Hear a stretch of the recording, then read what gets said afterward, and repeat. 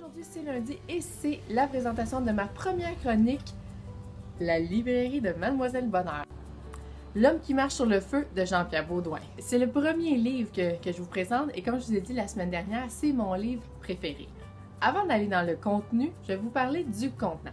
En fait, c'est un livre de 150 pages qui contient 10 chapitres. Et au niveau de la grosseur du texte, juste pour vous donner un petit exemple, c'est quand même relativement écrit plus gros que la moyenne. Et par rapport la grosseur du livre, ça se trouve à être entre un livre de poche et un livre de grand format. Donc c'est un type de livre qui se transporte très bien et en plus que la couverture est souple, on peut le mettre dans n'importe quel sac pour l'emmener, ça va pas se briser automatiquement. Donc c'est vraiment un livre très bien fait, comme je vous dis, les caractères sont vraiment plus gros que la normale. Maintenant, on passe à l'aspect plus important, le contenu. Ce que j'adore de ce livre-là, c'est que c'est un 2 en 1. C'est un mélange entre une biographie et un livre sur le développement personnel.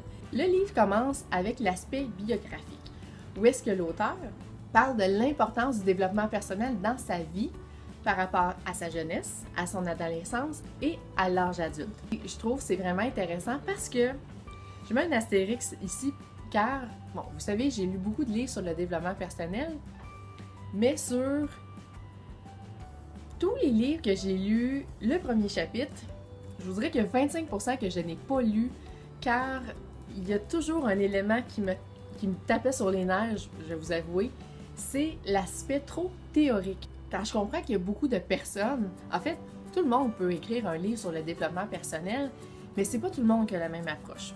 C'est que il y a beaucoup de docteurs, de professionnels qui écrivent des livres sur le développement personnel avec l'aspect théorique.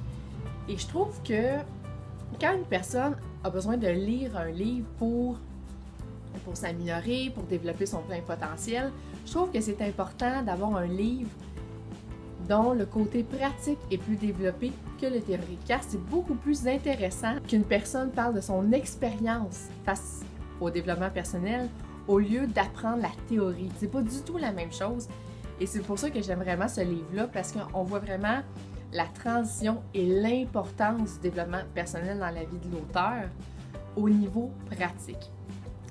Donc, c'est tout ce qui concerne par rapport à l'aspect biographique.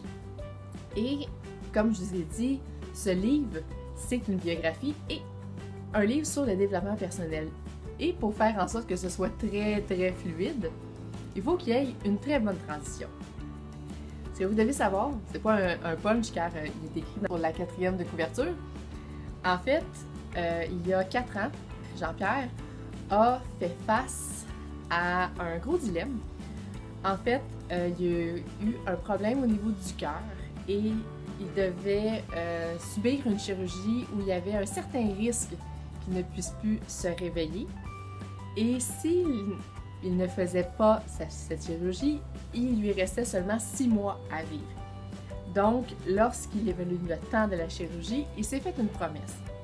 Il s'est dit que s'il allait se réveiller, il allait réaliser ses plus grands rêves, soit d'être coach de vie, conférencier et auteur. Donc, vous aurez deviné qu'il a passé au travers comme un grand champion et il a décidé de réaliser ses rêves. Et c'est à partir de ce moment-là dans le livre qu'on passe à l'aspect plus pratique du livre en lien avec le développement personnel.